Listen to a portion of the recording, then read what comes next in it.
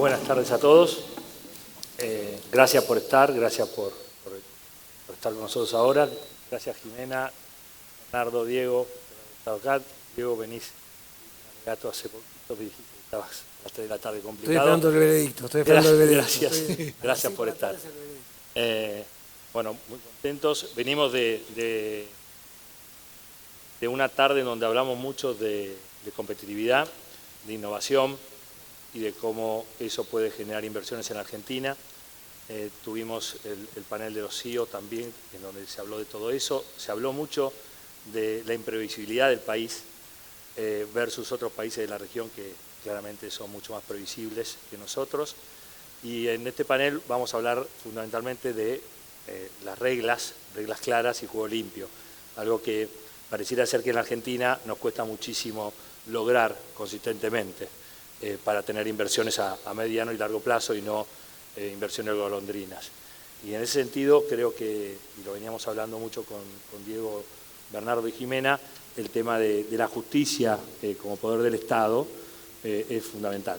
Sin seguridad jurídica, claramente la Argentina no va a tener inversiones a largo plazo y es algo que está en el debe todavía en el país.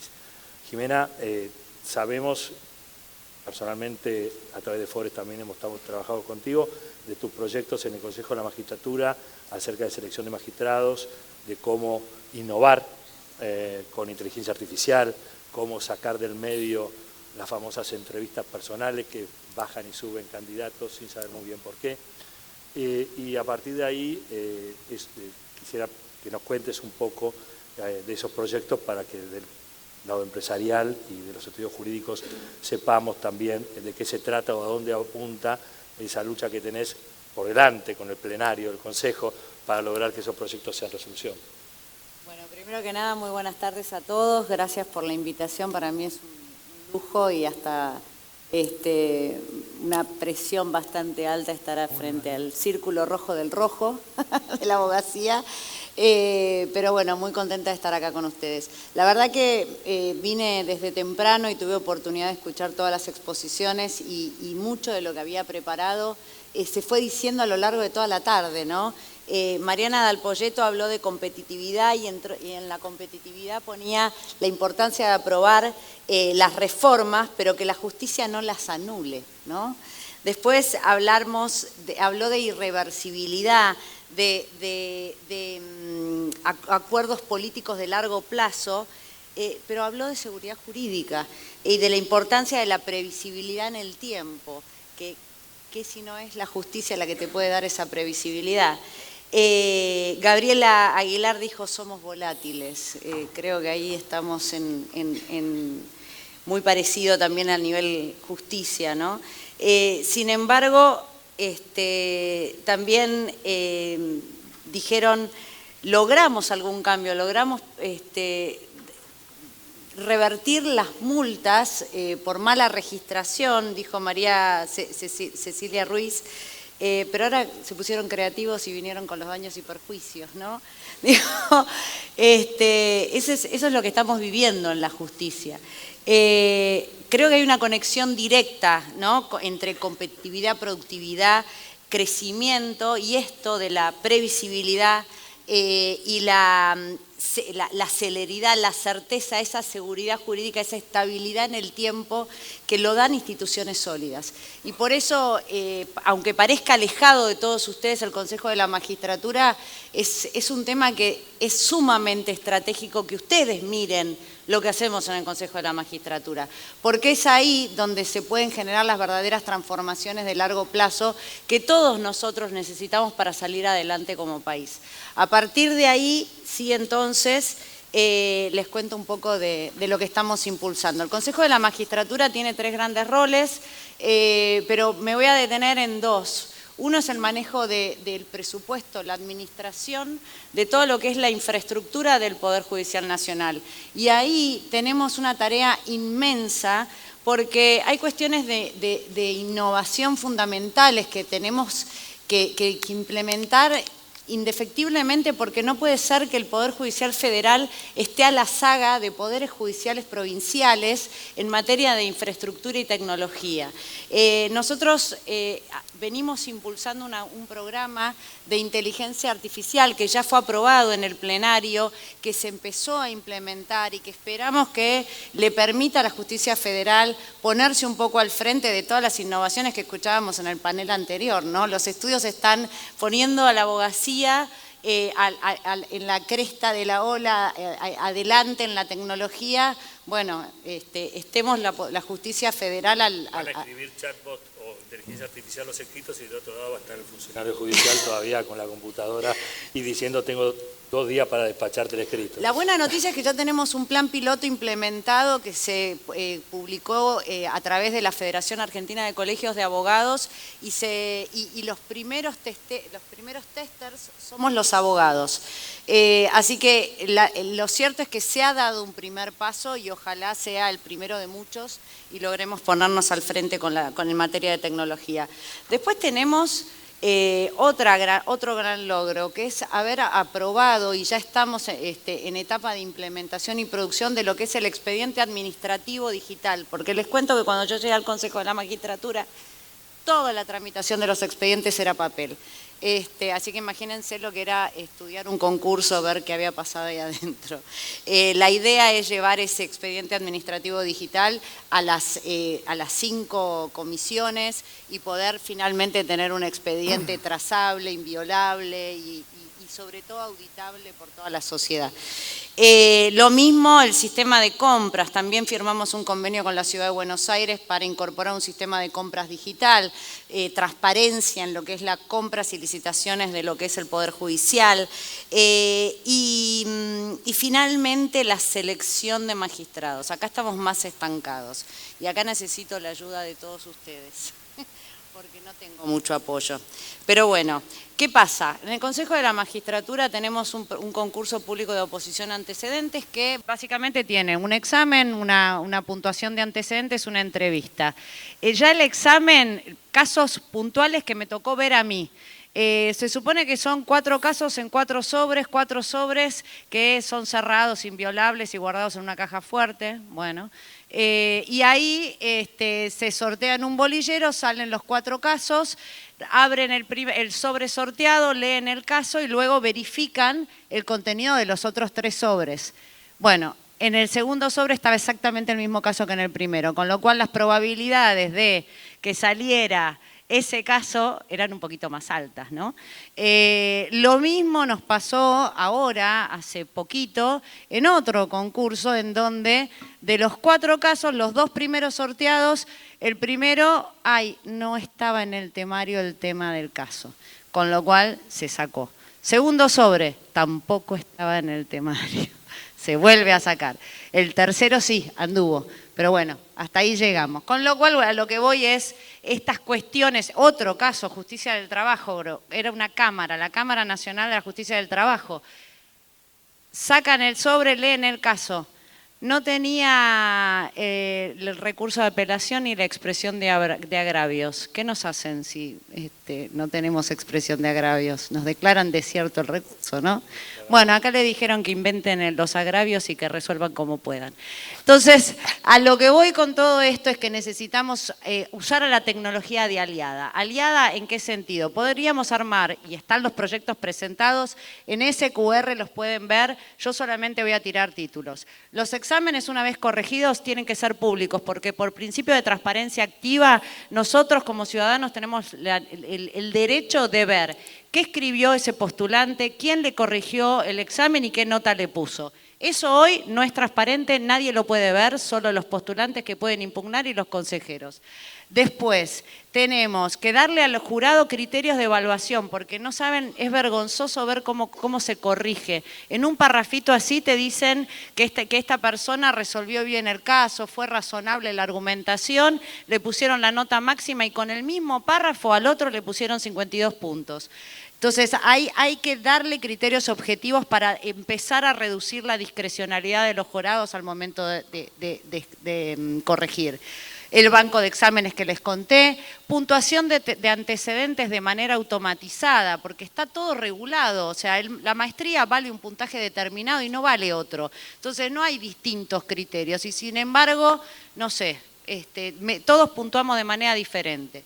Finalmente, una puntuación global distinta donde la entrevista tenga puntaje, porque hoy no la tiene, los antecedentes no tengan tanto peso específico, porque al final yo no quiero a los jueces que estén permanentemente dando capacitaciones, tomando cursos, dando clases o viajando por ahí, sino que estén en el juzgado. Y también me parece que conocemos cómo somos los abogados, para poder dedicarnos a estudiar tenemos que rescindir horas de trabajo con la facturación que eso significa.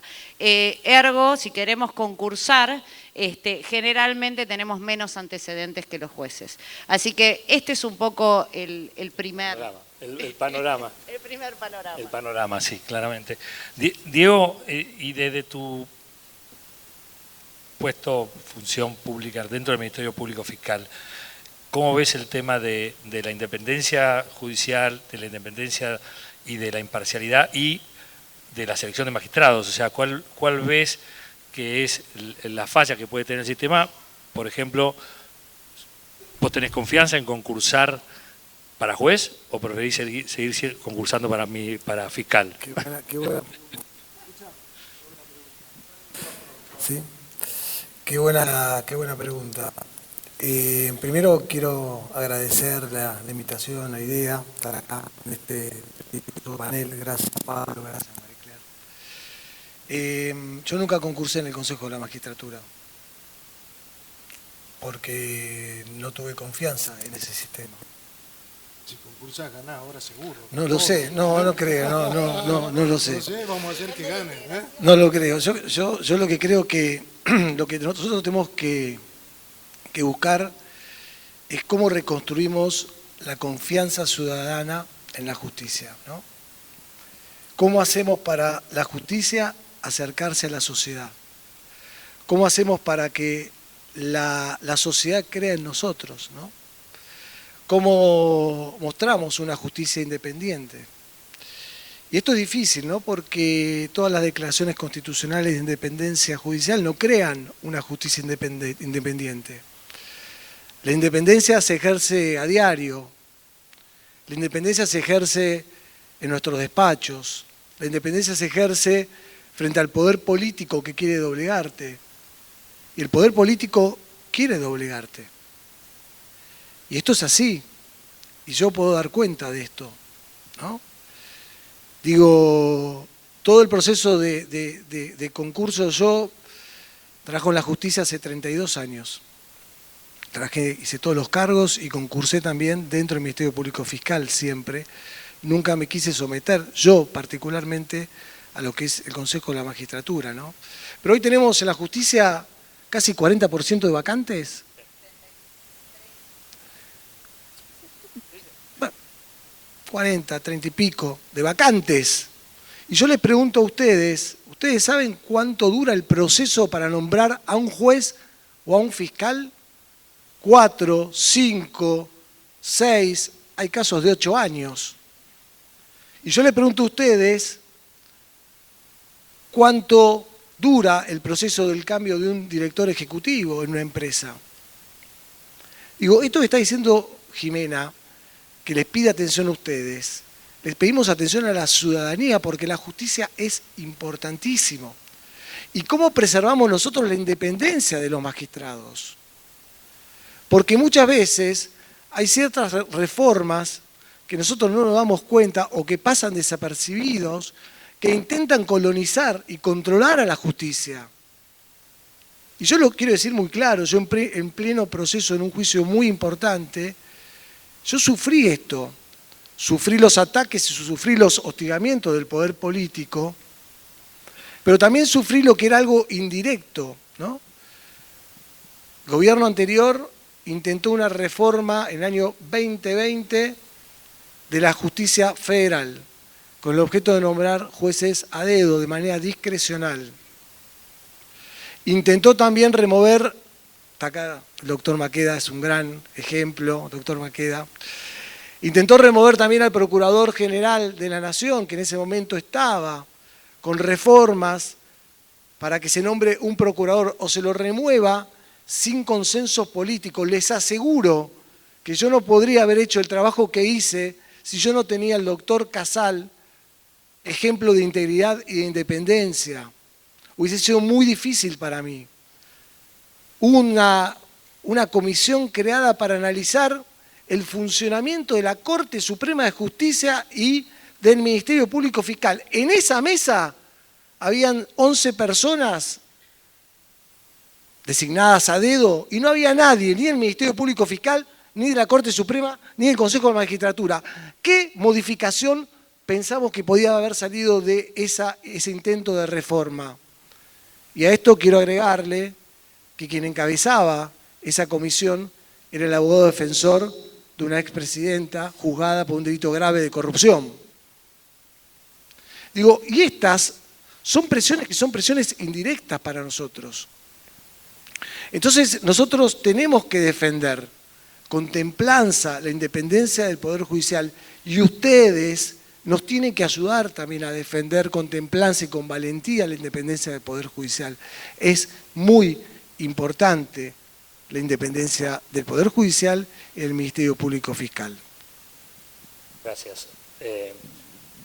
Bernardo, desde tu experiencia en la Procuración del Tesoro y a la luz de los procesos en que la Argentina ha estado involucrada y está involucrada, debe ser uno de los países con mayor volumen de arbitrajes en el CIADI, creo que tenemos el récord permanente en el CIADI, y a nivel nacional, el Estado Nacional es el mayor litigante en la Corte Suprema.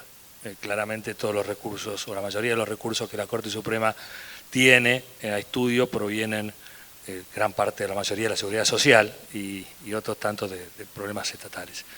¿Cómo transmitirnos tu experiencia como procurador y cómo podés pensar una procuración en base a la innovación de la que estamos hablando, de la que hemos hablado en todo este congreso, y a partir de ahí, ¿qué ideas tendrías para aportar en ese sentido? También llevándolo desde el punto de vista de lo que necesitamos, que son reglas claras para el país. ¿Escuchan ahí? Muchas gracias, Marie Claire, por la invitación. Gracias, Pablo. Es un honor estar acá al lado de una adalid de las instituciones y un héroe de la justicia, así que muy honrado de estar sentado acá. Bajo presión porque la silla me obliga a estar derecho, así que eso sí es una observación, Marie Claire, me obliga a respirar y estar erecto. Acá hay dos palabras, me parece, en el título que interpelan, ¿no? De un lado instituciones, del otro lado innovación.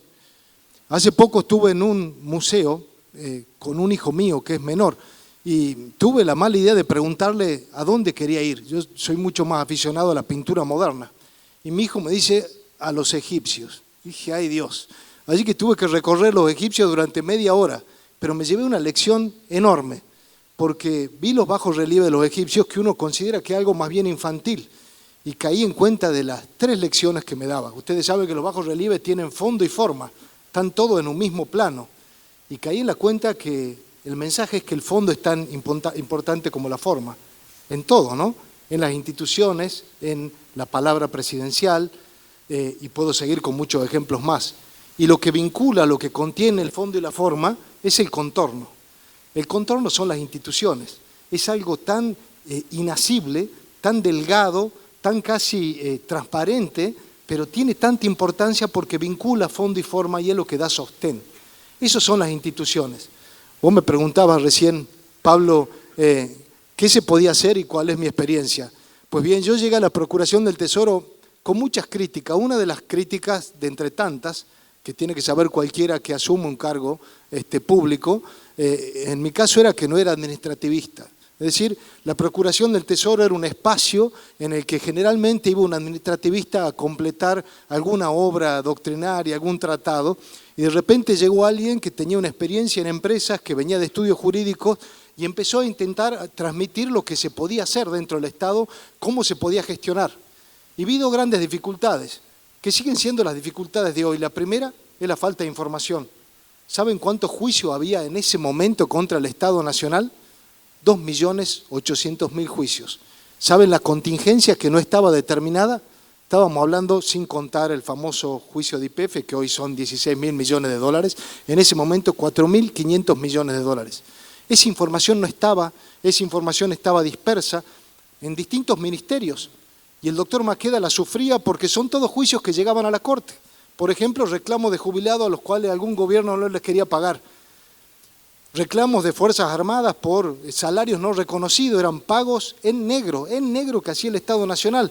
Todos reclamos que hacían universos de casos que terminan llegando todos a la Corte Suprema de Justicia y que es la justicia la que termina de un modo u otro intentando resolver. Y uno luego se queja del porqué de la justicia y lo lenta que es la justicia, y lo primero que hay que mirar es que todos estos reclamos se originan en el Estado. Lo que se hizo básicamente, hablando de innovación muchas veces no es tanto la tecnología, innovación es tener la información disponible. Y lo que hicimos fue recolectar la información y establecer reservas como en cualquier empresa, lo que hacen ustedes. Y la crítica se convirtió en potencia, ¿no? La crítica se convirtió en una enorme ventaja, porque terminamos estableciendo allí todo, y recuerdo hablar con el presidente, en ese entonces, el presidente Macri, y explicarle lo que tenía delante, y se agarraba la cabeza. Si yo les contase cómo me enteré del juicio de YPF, se caerían de espaldas de donde están sentados, y se la hago breve porque seguramente después hablaré de esto. Yo ingresé como secretario legal y técnico al Ministerio de Hacienda. Y hay una vieja tradición en el Ministerio de Hacienda, que es que cuando ingresa un nuevo secretario legal y técnico, hay una suerte de marcha del gremio del caso, que hace ruidos con bombo y se mete en la oficina del 5º piso y te tira todos los papeles. Era tradición. Y recuerdo que me salió el salteño un poco, yo dije, diablo, acá yo quería un poco confrontar ya de manera física, estaba un poco enojado con esta situación.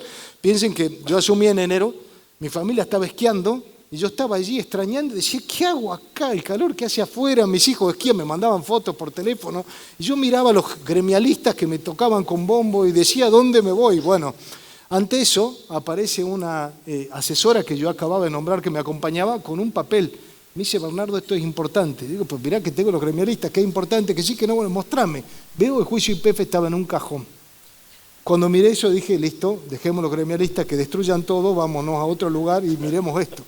Fíjense ustedes la irresponsabilidad, fíjense ustedes, y acá quería llegar, no es solo falta de información, cualquier funcionario público, como en cualquier empresa que toma una decisión, tiene consecuencias, y esas consecuencias las pagamos todos, y en general se pagan después de que el funcionario no está, cuando han pasado los años. Y es lo que deberíamos aprender todos aquellos que hemos tenido el honor y que van a tener, espero, el honor de ser funcionarios públicos en algún momento, incluso como abogados que litigan contra el Estado, sepan esto. Las decisiones equivocadas de funcionarios públicos tienen consecuencias que se terminan pagando en algún momento, sea en el caso YPF, sea en los cientos de juicios que había miles de juicios, doctor, en la Corte, y juicios en el CIADI. Hemos sido el país con mayor cantidad de reclamos internacionales adversos y en contra. Y aquellos que se han querido arreglar eventualmente con un acuerdo transaccional, vinieron las causas penales después, porque había un interés en que todo esto no pase. Uno pensando en la eficiencia y la eficacia. Creo que si me preguntan por innovación, todo se reduce a información, eficiencia y eficacia. Y tal vez, díganme el tiempo, el mayor obstáculo es la forma en que estamos educados los abogados. Creo que tenemos como referencia el decálogo mosaico que empieza con el no, no matarás, no, bueno. Partimos con el no, y el abogado del Estado en general, que eran 8.500 en ese entonces, que hay grandes abogados, pero partimos del no. Y en el Estado es peor todavía. Es reeducar, es transmitir que primero sí, en todo caso no sé, y finalmente no. Cultura, información y la innovación se reduce a eficiencia y eficacia. Los casos siguen siendo los mismos, los reclamos siguen siendo los mismos, lamentablemente nada ha cambiado, y esto, créanme, que no se cambia ni destruyendo al Estado ni echando a todos los abogados. Esto se cambia con información, con eficiencia y con eficacia.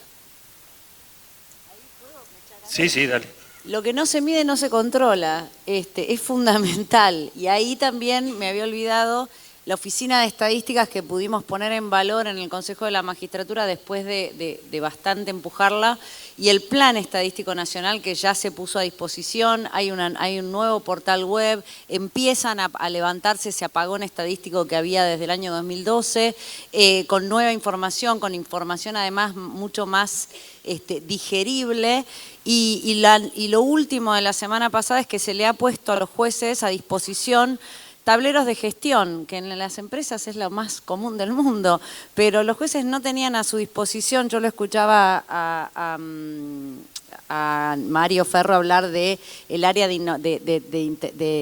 innovación que tiene en el juzgado, y en realidad los que tenemos que poner a disposición la innovación y la tecnología es el área central, es el Consejo de la Magistratura. Bueno, esos tableros de gestión ya se han puesto a disposición para poder medir cómo trabaja la gente que depende de vos, ¿no? Ahora lo que nos falta es que los consejeros podamos tener un perfil de acceso para poder medir el agua y el aceite de los que piden ascenso, porque al final del camino un concurso no es más que eso, ¿no? Justamente el apagón estadístico se dio cuando empezaron los datos. Cuanto más datos teníamos con la digitalización, menos sistematización de esa información hubo, y llegamos al 2024 sin siquiera saber cuántas causas, o sea, saber la ciudadanía, el Poder Judicial tiene ese acceso pero no lo publica, y ese es el gran problema que tenemos, no podemos evaluar gestión del Poder Judicial. Diego, desde el Ministerio Público, ¿cuáles son las herramientas que vos crees que deberían tener para, por ejemplo, a partir de ahora, tener un sistema acusatorio eficiente, que creemos la mayoría que claramente es el mejor sistema, pero que pareciera ser que en la Argentina todavía, por lo menos en gran parte del país, hay dificultades para implementarlo y puede ser peor el remedio que la enfermedad? Sí. Mirá, nosotros, todos los fiscales, estamos de acuerdo en ingresar en el sistema acusatorio adversarial, lo queremos el sistema acusatorio adversarial, pero también detectamos muchas falencias, ¿no? Falencias que vienen desde hace mucho tiempo. Fueron pocos los gobiernos que se ocuparon de los verdaderos problemas que tiene la justicia. Yo los escucho a ustedes, los estudios nos pasan por arriba con la tecnología, la innovación, ¿no?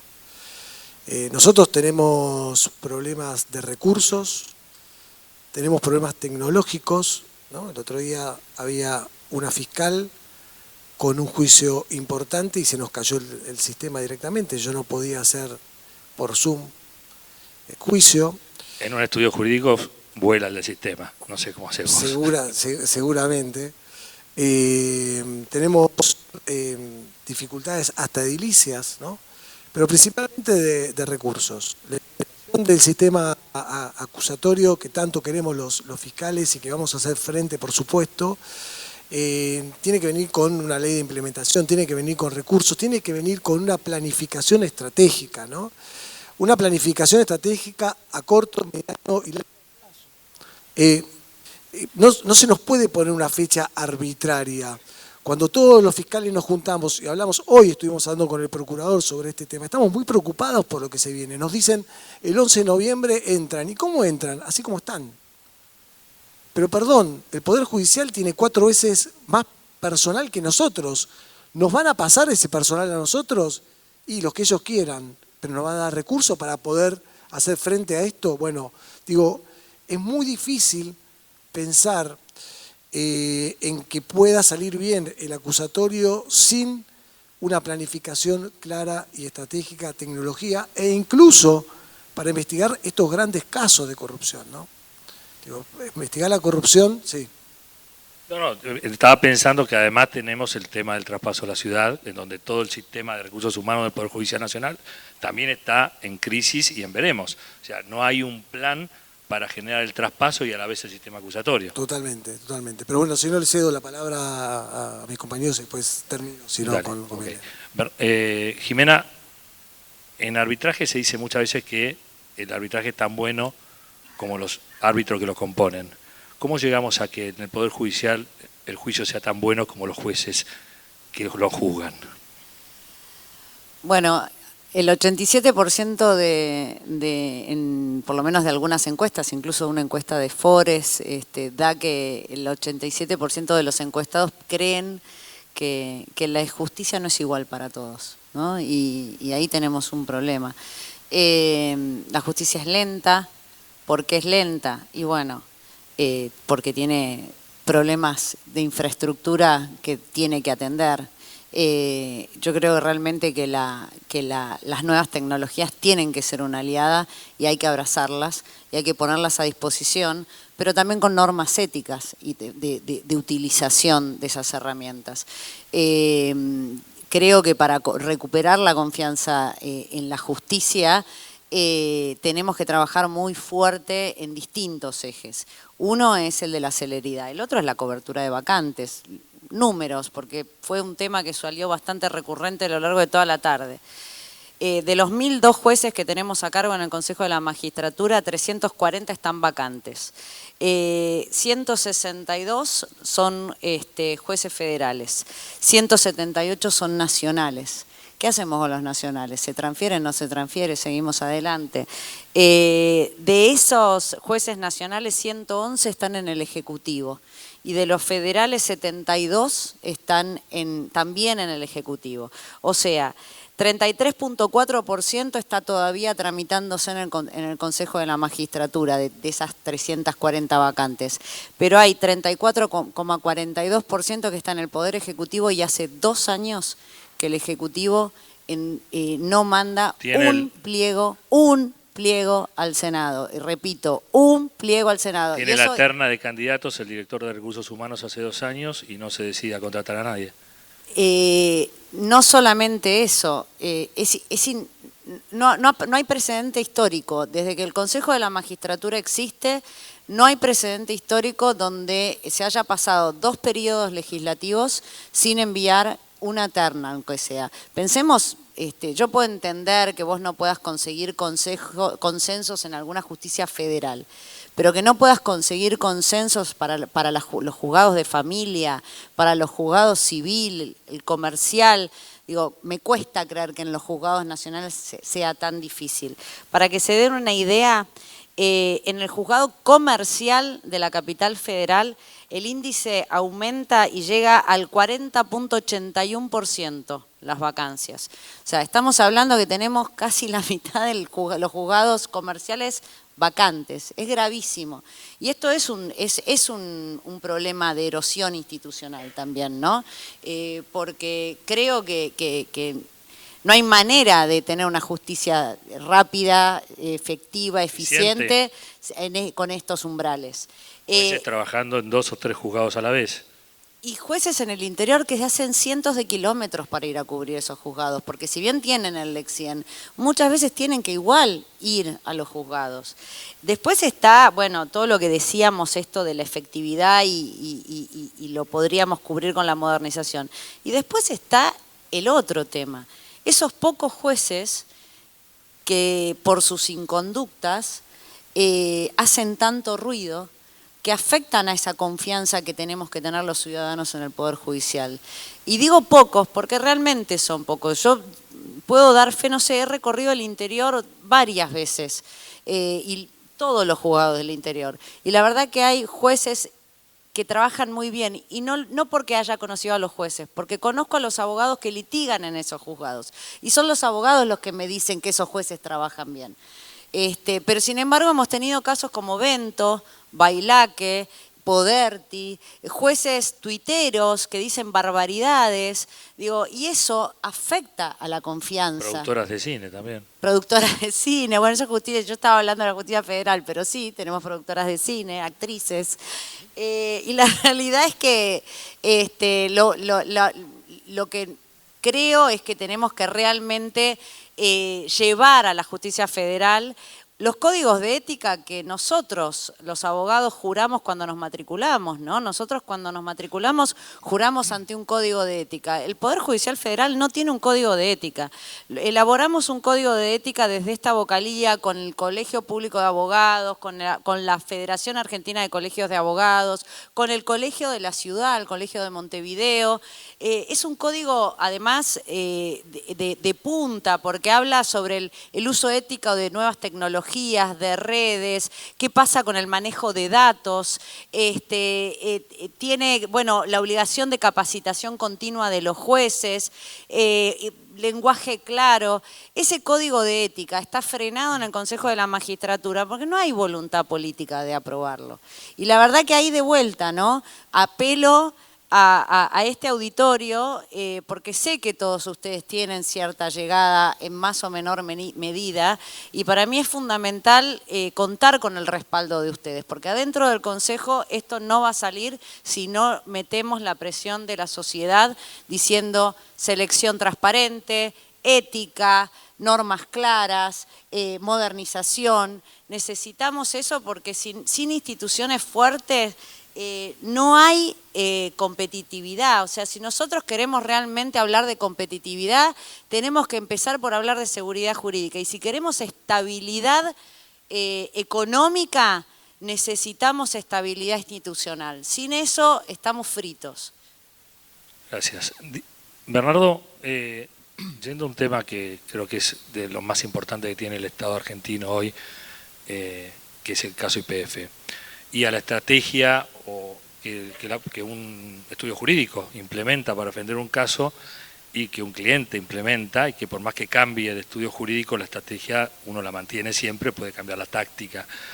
¿Por qué crees que pasó el caso YPF y llegó a donde llegó? ¿Y por qué también crees que no se implementó una defensa desde el punto de vista criminal como previo a todo lo que pasó en Estados Unidos? Qué pregunta difícil, quedan 3 minutos con 47, así que voy a tratar de ir rápido. Yo creo que hay algo de negligencia y un poquito más allá. No me extraña cuando uno repasa con cuidado cómo se llevó adelante la, como hacen ahora, estatización de YPF, pues está tan lleno y plagado de errores. Yo les decía antes, uno toma decisiones y luego las consecuencias se pagan. Ahora, el rol del abogado del Estado es saber administrar esas consecuencias. Y para eso uno necesita una estrategia inteligente. Y francamente yo nunca creí en la delegación absoluta de la estrategia en un estudio americano. Creo que la obligación de la cabeza de los abogados del Estado es involucrarse hasta tal lugar que determina la estrategia, porque tiene mucho de político. Fíjense, la primera vez que fue un abogado del Estado argentino a una audiencia de YPF fue mucho tiempo después, fui yo. Y recuerdo que, no estoy jugando a yoísmo con esto, pero es para contarle un poco la historia y hacerla corta para que vean la diferencia. La jueza en ese momento se mostró muy sorprendida. Yo intentaba en mi inglés salteño expresar un poco con tonada lo que podía. Y me pidió luego verme apartado y me expresó que estaba muy agradecida que sea la primera vez que una persona en nombre del Estado argentino se presente. Cuando ocurrieron las pasos luego en el tiempo, me llamó por teléfono. Ella creía que el cargo era del Ministerio Público Fiscal. Y le digo, no, esto termina ahora. ¿Y quién cree que viene? Y yo le di el nombre, pero dijo, pero ese señor es el mismo que provocó la estatización. Y le digo, bueno, sí, este es el círculo vicioso de la Argentina. Créanme, los jueces, mal o bien, en su fuero interno resuelven también de acuerdo a algunas emociones. Y uno ve la sentencia de 16.000 millones de dólares y no solamente hubo negligencia en la estrategia, fíjense.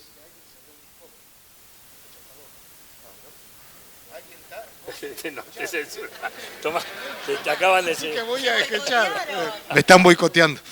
Y alguien cerró el Discovery. El Discovery era la manera. Hoy veo algunas opiniones por ahí que creen en soluciones mágicas, inauditas, escriben artículos largos. Las soluciones, como puede dar bien cuenta acá el señor fiscal, están en proceso. Uno tiene que defenderse allí, tiene que demostrar las cosas allí. No es cuestión de soluciones mágicas y ardides estrafalarios.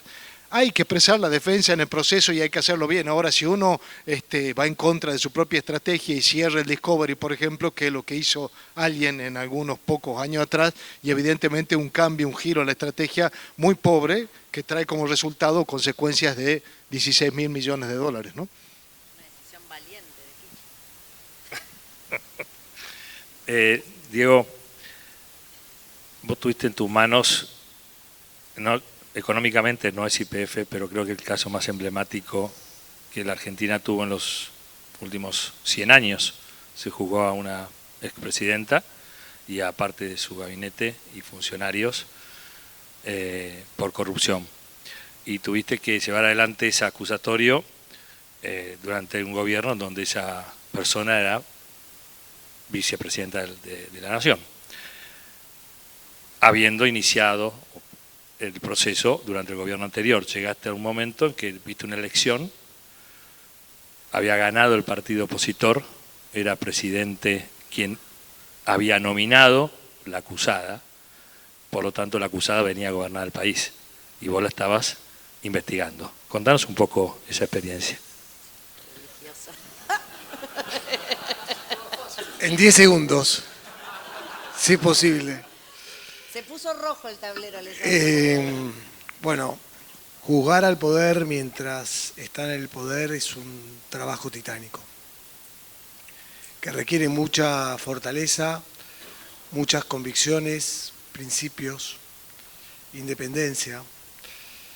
Es cierto lo que decís, Pablo, vos, el juicio comenzó con un gobierno que no incidía en nada en nuestro trabajo y siguió con otro gobierno. Nosotros el día domingo ganan las elecciones, el día lunes estamos en la sala de audiencia y en la sala de audiencias había un clima casi festivo por parte de algunos abogados. Y algún abogado nos dijo a nosotros: ¿qué hacen ustedes acá? No se dan cuenta que este juicio se terminó. Y eso es lo que pensaron. Pensaron que nos iban a llevar puesto. Y no sabían lo que nos habíamos preparado para ese caso. No sabía la fortaleza mental que tenía mi equipo de trabajo. No sabía lo que habíamos trabajado y lo que nos habíamos preparado, de una preparación absolutamente extraordinaria. Y en el medio de todo esto, y hablamos de independencia, una oficina anticorrupción que tiene que investigar la corrupción desiste de ser querellante, nos deja solos. La unidad de información financiera que tiene que investigar los delitos de lavado de dinero provenientes de la corrupción se transformó en una defensa más. Y hace un alegato arbitrario, absurdo y absoluciones absurdas. Y entre tanto, mi equipo de trabajo, yo, mi familia, éramos hostigados por el poder político. Y esto no es fácil. Digo yo y el doctor Mola también. Y quiero que sepan algo del doctor Mola. Yo, antes de elegir alguna persona que me acompañara en este camino tan difícil, entrevisté a muchos fiscales y muchos fiscales me dijeron que no. Y no lo juzgo. El doctor Mola no tenía experiencia en juicio. ¿Y saben por qué me dijo que sí? Por sus hijos y por la patria. Eso es Mola. Y yo le dije, ¿sabes qué? No importa que no sepa de juicio. Ya estamos en el camino correcto. Son los mismos valores que nos unen a nosotros. Y fuimos hostigados por un poder político, fuimos hostigados por un presidente de la nación, fuimos hostigados por los ministros, por sus funcionarios, impunemente. El presidente de la nación, 2 días después de mi alegato, en un programa de televisión, dijo: Nisman se suicidó, yo espero que Luciani no se suicide. Mis hijos estaban mirando en ese momento la televisión. Fíjense cuando hablamos de independencia, ¿no? Y cuando hablamos de la simetría de poder. A pesar de todas estas presiones impensadas en democracia, no pudieron doblegarnos. Nos mantuvimos firmes en nuestras convicciones, nos mantuvimos firmes en nuestros principios y no pudieron doblegarnos. Y trabajamos de manera cerrada con un gran equipo de trabajo que realmente son un ejemplo. La sociedad debiera estar muy orgullosa del equipo de trabajo que tiene esta Fiscalía y tendría que estar muy orgullosa también de cada una de las personas que me acompañaron en este juicio. Digo, lo que nosotros hicimos es poner un freno a la impunidad. Y ahora lo que pretendemos también es recobrar esa confianza en la justicia, en el Ministerio Público Fiscal y también devolverle a la ciudadanía la plata que se robaron. Muchas gracias.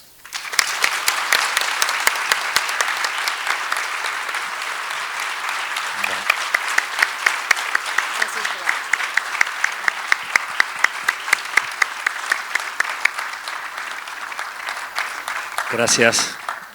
Gracias, Diego, a vos y a tu equipo. Realmente creo que le han devuelto la confianza, parte de la confianza a la justicia, a la sociedad, a partir de este juicio. Y bueno, creo que se nos fue quedando ya así, nos estamos quedando sin tiempo, así que más que nada agradecerle a los tres. Nos dieron, creo que una pauta más que clara de dónde tenemos que ir si queremos tener reglas claras y juego limpio. Como dije al principio, creo que todavía estamos lejos de tener reglas claras y juego limpio. Depende muchísimo de cómo todos nosotros, fundamentalmente la sociedad que está más ligada al Poder Judicial, sepamos hacerlo, cómo les demos apoyo al Poder Judicial, al Ministerio Público, a los abogados que están cerca del Estado y que quieren hacer las cosas bien, para que realmente podamos tener inversiones sustentables en el tiempo, no inversiones golondrinas, y podamos tener unas instituciones inclusivas y no extractivas, como dijeron los premios Nobel de Economía del año pasado. Gracias a todos.